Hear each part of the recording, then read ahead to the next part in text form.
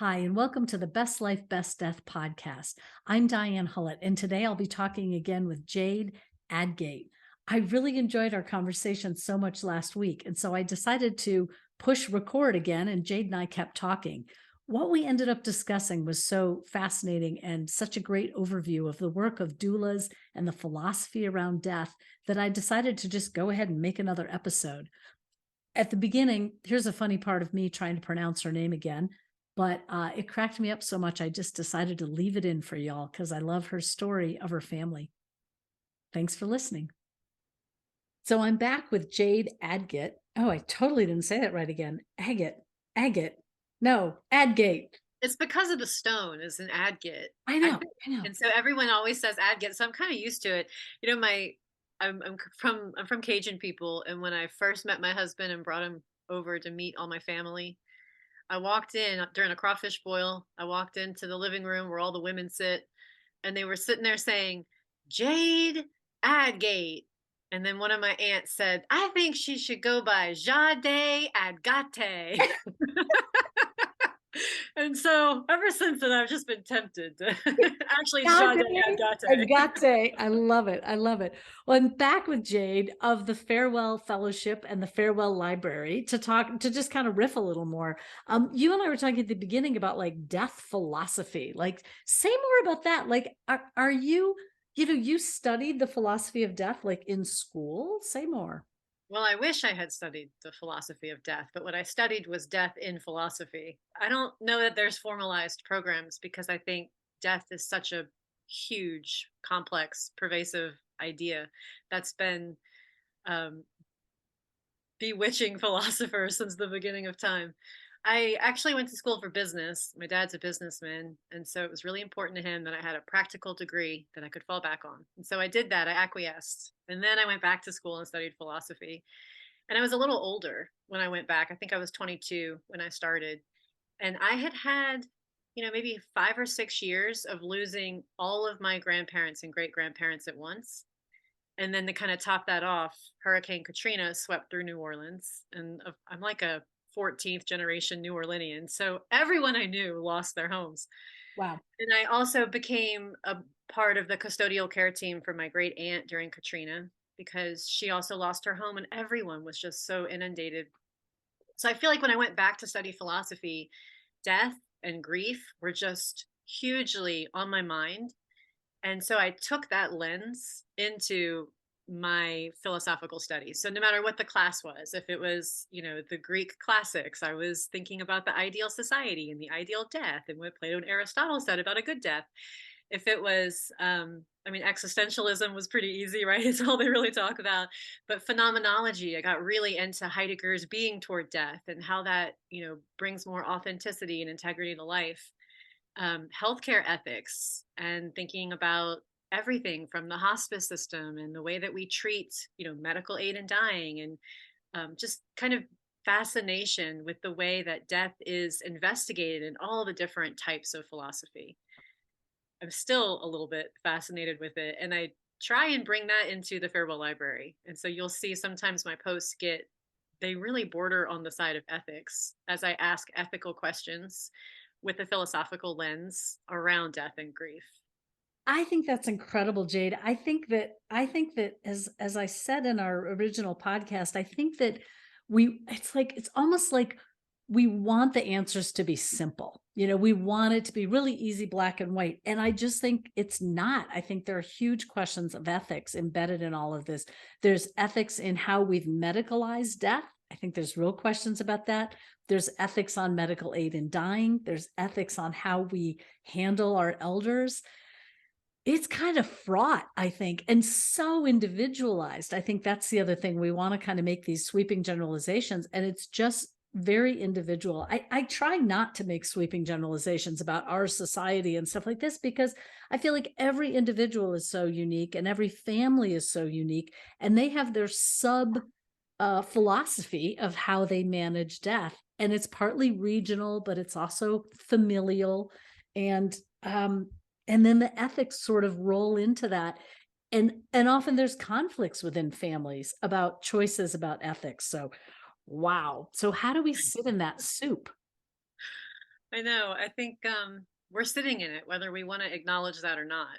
I mean, that's really one of the things that defines us as humans. I think one of the hallmarks that we moved from Neanderthal to human is that we started burying our dead. I mean, this is a essential and fundamental part of humanity, and we're perplexed by it, and we don't know how to encounter it. And I think we rely upon religion to help us formulate ideas that make us feel safe. But then we start to get into, the complication, the soup, as you called it, when we have all types of different cultures and backgrounds, and we're all these different perspectives within a society and within families. I think talking about it is probably a really good place to start. I mean, that's what I try and do. And like you said, that the ethical issues are so pervasive, and you could start wherever you want, because lately I've been thinking more about ethics for death care workers, like as the holistic death care movement is budding and taking shape and gaining a little traction. What does it mean for us to be death doulas, and do we have a responsibility to charge for our work, and do we have a responsibility to think about the roles that we're playing and whether or not we want to be helping or in service or caretaking or caregiving, all these different angles, how that aligns with the funeral industry and where it doesn't, and how do we respect different cultures and traditions and beliefs, while advocating for more eco-conscious offerings. I mean, it's just, you could go as far as you want.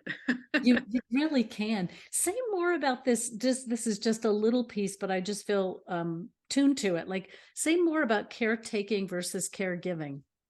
I love that idea. I actually came across it in a podcast called the Man Enough podcast. um, I like the Man Enough podcast. It's a panel. So it's, I think, three or four. It's two males and one female. And then they had in a couple who are psychiatrists or psychologists.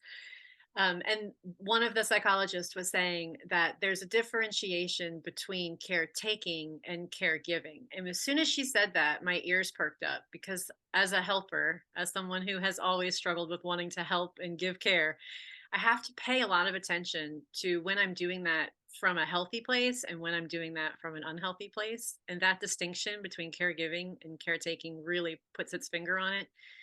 Caretaking is when we're coming from a place of wanting to fix it, wanting to control it, wanting to add something that's going to help the situation.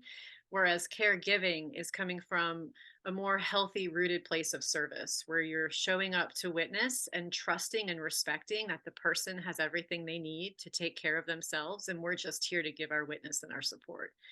I feel like it's really essential for my work as a death midwife to try and stay, I'm not perfect, right? But to try and stay as often as Yeah. I can on the side of remembering that I'm here as a witness and I'm here to serve. I'm not here to come in and fix or help. So it's a tricky line to It's straddle. it's a beautiful line. I think it's a beautiful line to straddle as well as tricky. I'm thinking too about I was talking with a hospice volunteer that was a friend of a friend, and kind of we got connected and had coffee and we had this great conversation. And one of the things he said about doulas is he said, here's the thing, we're not necessary. People are going to get the job done and they're going to die whether doulas or hospice or caregivers are there. The body will die. But he said that the ad of these helpers, these coaches, these guides, these knowledgeable people who can offer support to the dying person and to family members is so big. But how do you explain that when it's not necessary? Because the person will die. But it can be so much more than just the death of the body and the loss. There can be such I don't know, real beauty and learning and coming together in that, Mhm. sometimes with support needed. I've been thinking lately, and I'm kind of playing with this idea still, but sometimes I feel like my role as the death midwife or the death doula is more to doula the caregiver than the dying person. I feel like the person who hires me is almost always the adult caregiver, usually the adult child of the dying person, and they need the best friend, the the concerned, educated neighbor, the sister, the cousin. They need community care. And we don't live in a world where that's available. And we have convinced ourselves that we're supposed to do this all on our own for our families and it's our responsibility. And I think that's an impossible ask. And I feel like the people that are attracted to my service are people who are looking for support as they take care of their loved one. That's not to say that I don't also sit, respite or vigil or, have some hands-on care because I love that part of my work. But I think it's more for me, I'm supporting the caregiver so that they can be the one who supports as well as they can their loved one. Cause that's ultimately, I feel like when you get that beautiful cloak of like grace, it's from that connection between loved ones. And while I can be there as another professional part of the team, as much as I can support the caregiver so that they can be there to connect in that really authentic way, like that's the work. That's the value add. I think that's really the value added. And I think people find that in different ways. And as you said, I think we used to find it through the aunt, the sister, the beloved brother, the people who could show up and be community in that. And as you said, we just don't have it as much now. Some families do, some areas do, but for the most part, I think caregivers are very on their own. And also, I think what runs through this is this huge thread of independence, right? Like here in the United States, there tends to be this like, I got this. And I think people are a little bit frogs in hot water too, right? Like, I got this, I'm doing okay. And they're almost overwhelmed by the caregiving before they even really realize it. And at that point, it's hard to reach out because you just don't even know what you need. I think that's super, super true. And I think it carries through with grief also. I think we get into this space where we feel like we have to be it all and do it all at the cost of ourselves and our self care. So then, of course, we burn out and we get exhausted and we get stuck in the cycle. And then our loved one dies. And then on top of the grief that we're going to have, that's natural, we have this, regret, and we have this wish that we had been able to do it different and do it better or maybe been more present, and it just keeps continuing to compound like a giant snowball, Yeah. all of Yeah. independence. Yeah, but it's a hard thing to ask. I think the world, especially since COVID, at least for me, it seems like people are brittle, like we haven't quite bounced back in our resilience. It was a lot, I think, for us collectively to go through that, or some of us still, feeling like we're going through it. And so we're hesitant to burden anyone in our community to ask for help. I think that's really the grace of hospice. That's what hospice offers, is that you feel like you get these services and you don't have to do anything for them. And that's where, you're not going to get a huge bill, hopefully. You don't have to like qualify other than, this diagnosis. It feels like support, and people are so desperate for that support. Yeah. But But but it's in your paltry. yeah, it's paltry. Say more about that. Like in your experience, what is the interface, the intersection between a diagnosis, a family, hospice, and where you might come in as a midwife? Yeah. Well, I think that it looks different in every situation. I think that usually at the point that a family is willing to have a conversation about hospice, the person is obviously dying. I don't find that we live in a society where we're comfortable talking about hospice until we're really close to the end, unless it's dementia. Things get a little bit different with dementia. Um, and once the family starts to receive the support of hospice, I think there's kind of like it's almost like when you bring a new baby home from the hospital. Everyone's coming to visit and you've got casseroles and you have all these new cute baby clothes and you're all excited. You know what you're going to do. Everybody has a role. And then as time goes on, I think that, it starts to feel really overwhelming and exhausting. And you start to wonder where the support's going to come from. And you start to get into the reality of what the day to day looks like. And I think hospices, while they provide so many wonderful gifts, there is a mismarketing. They are businesses, and so they market themselves as 24/7 care. But the reality is, at least where I live, my average client receives between 3 and 5 hours of hands on patient care from their hospice.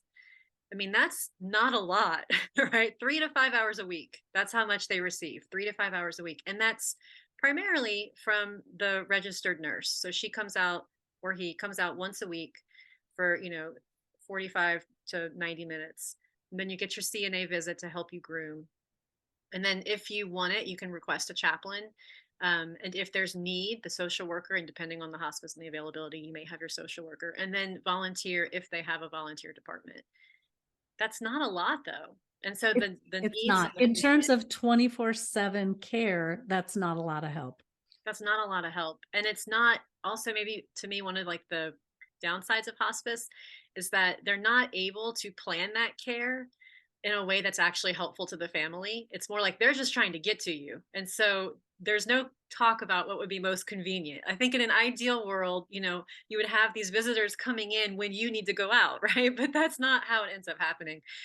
And so I feel like where we land is with caregivers that are starting to realize how little support they have with all the support, right? Once everything's in place, there's all these huge gaps.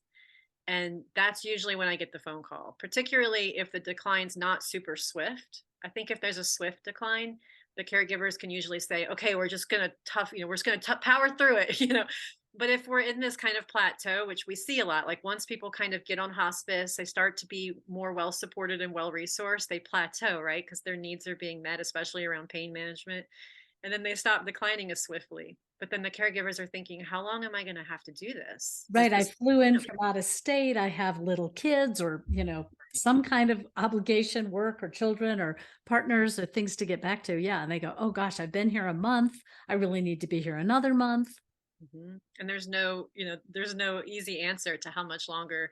And that's, I think, when I get a lot of phone calls. There are the occasional people who are able to have these conversations before they're steeply declining. And so, I do advanced care plans with people. I have one client right now who's 42 and she's dying, and she's the one who hired me. So it's a little more unusual, but it happens, especially with younger people who receive a terminal diagnosis. Um, did I answer your question? It was kind of Yeah. how hospice fits Yeah, in. no, I think it's really helpful to hear like what your experience is, and it is your area, your region, so it's going to vary from place to place, but you're really talking about this gap in care and how you fill that on a practical level. And what I love about what you bring, Jade, is like you bring both this practical level and this caregiving space, but you come from this philosophical background, which is kind of where we started, which is just this huge kind of sense of holding how this transition of dying and grieving is such a thread for all humans. I couldn't have said it better. That's a Yeah. really beautiful way to put it. It's a Well, liminal space to stand in. It feels like when you're in the presence of someone who is dying, um, you're in the presence of truth. You're standing without a mask, without the ego, without your personality, without the way the world sees you. It's like the truth of who you are is encountering the truth of the other person. And to me, that feeling, there's just nothing like it. It just feels like real connection, and it's so powerful. And it's a real blessing that I wish that as a society we could take advantage of with our own loved ones, because I feel like I have a little bit of regret that I wasn't able to show up in that way for my own grandparents. But the more that we keep talking about the reality of death and dying and grief and caregiving, I feel like the more accessible that road becomes. yeah, I think you and I so have the same goals as educators. It's really just how do we inspire conversation so that these um, you know, sometimes defined as tragic events can be a little less tragic, or that there can be some beauty and connection within the tragedy, or that there's just space for, I think when you said connection and truth, that's really what I resonate with as well, that that's possible. And it's sometimes possible right at the very end, and sometimes it doesn't happen, and that's okay too. But we make so little space for it. Like we just see death as this terrible thing that takes us by surprise and we're not prepared for it and we don't want to know about it. Well, okay, but it's a one old big reality coming your way at some point. It's so true. I was just reading this morning about Nietzsche and about how he had like a mental breakdown. He had been really prolific and he had had this illustrious career, and he really wanted people to read all of his writing, but it wasn't gaining traction. And when it finally started to take off, he had a mental breakdown. And he had very specific wishes about what would happen to his papers, to his writings, to his body once he died. And his sister just completely disregarded all of it. She just did what she wanted. And she used his celebrity to advocate her causes. And he would have not wanted that at all. And as I was reading that, I was just thinking that sometimes I feel like we're so backwards. Like, I have a tendency to glamorize the past and be like, oh gosh, it used to be better when our dying people died at home, and and we dug their graves ourselves. And you had the shrouding women that wrapped them and the family came around. But the truth is that, like, there are some benefits as we are learning to express what we want, to talk about what we want, to record our wishes, to speak them. Like, we are getting, hopefully, some benefit from that. Poor Nietzsche, he maybe didn't have things written down and have a healthcare power of attorney and have a executive decision maker on his behalf, but we know about these things now. We're, it's part of our public discourse. So I think in some ways, the space where we tend to our deaths and our griefs, hopefully, as we keep paving this road of education, hopefully things are getting better in some ways. Yeah. Yeah. And even I think about the power of the modern medical system. Like, there's so much good in it. If you're in a car accident and you are taken to a hospital, like, wow, the care that is available to you. I go back again to my husband and I watching 1883, right? And I mean, people die of the simplest diseases and the simplest infections, and just tremendous tragedy through all those deaths. One character says, I've had 7 children and they're all dead. I mean, we just don't live in that kind of time in this country right now where there's that degree of infant mortality and the tragedy of that. So I do a little what you do too. I sometimes look back and go, oh, a simpler time where this and this and this. But no, it was a rugged, difficult, terrible time in ways for humans as well. Maybe every time is difficult and terrible in its own way and beautiful in its own way as well. And not even that long ago, the Audre Lorde book, The Cancer Journals, it was written, what, maybe in the 60s? I should probably look, but not that long ago. And treatment for breast cancer has come so far since then. I mean, we really are seeing these medical advancements. I think, from my point of view, and one of the benefits of doing advanced care planning with people is that we get to have conversations about what all of these options mean. My dad has Parkinson's disease and liver cancer. And one of the hardest parts of his healthcare journey is him understanding the trade-off between every single choice, because that's not something that you're going to get from the medical complex. You're not necessarily going to get, if you pursue this treatment, here are the negatives, right? It's just going to be like, here's the treatment, or you can have this treatment. And I think being able to really understand what all of these blessings of technology are costing us, and like weighing that against your values, like that's where the planning comes in. Even with like CPR, I feel like when I'm doing advanced care plans, people tell me all the time, well, I want part of it. They're like, I want the mouth to mouth, but I don't want like the bzz, I don't want the shock part.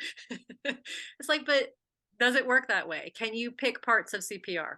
And I think there's so many options, and it all feels so disembodied is the word that comes to mind, that I think it overwhelms us and we just want to put our blinders on. Yeah, I think that's a really good way to put it. It's just sort of easier to put our blinders on and hope for the best. But Mhm. I like to say, and I'm not the one who originated this, hope is not a plan. I like that. So how do we plan as best we can for what we hope won't happen? I think that's a really good way to put it. I have like an aura right now. I don't know. You do. I know that you've got a little sunshine coming in the window, making you all sparkly. It's great. Well, thanks so much, Jade, for this kind of second conversation about philosophy and the role of doulas. I think it's a really interesting piece that I think we're going to hear more about doulas. I think that the pandemic put the death doula trade kind of on the radar. There's been so many big articles about it. I think more and more people know about it, even than 3 or 4 years ago. And I think it's still a question of how do people make a living at that? How do people come forward and explain to clients what that addition to the caregiving at the end of life could offer a family? I think you're So totally right. I hope it keeps growing in awareness and growing attraction. I know I'll be over here reading and writing about it as much as I I can. You will indeed. Well, thanks again, Jade. You've been listening to the Best Life, Best Death podcast, and you can listen to, whoops, and you can find out more about the work I do at bestlifebestdeath.com. You can find out more about Jade's work at farewellfellowship.com, and you can follow her on Instagram at farewelllibrary.com, at farewell library. And I encourage everybody to consider her book club, which is a once a month read of great titles. Thank you, Jade. Thanks, Diane.